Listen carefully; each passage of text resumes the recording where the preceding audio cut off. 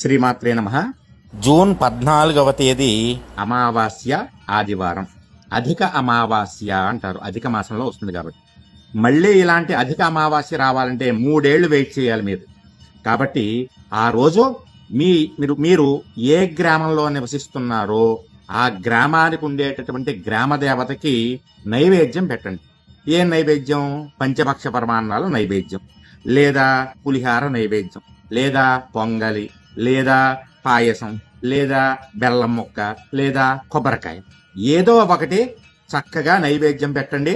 గ్రామ దేవతల అనుగ్రహం వల్ల ఇంటికి ఉన్నటువంటి పీడలు, మీకున్నటువంటి పీడలు, మీ ఇంట్లో వాళ్ళకు ఉన్నటువంటి పీడలు అన్నీ తొలగిపోతాయి.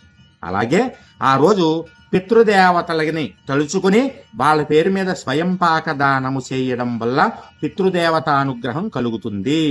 గుర్తుంచుకోండి, మళ్ళీ అధిక అమావాస్య రావాలంటే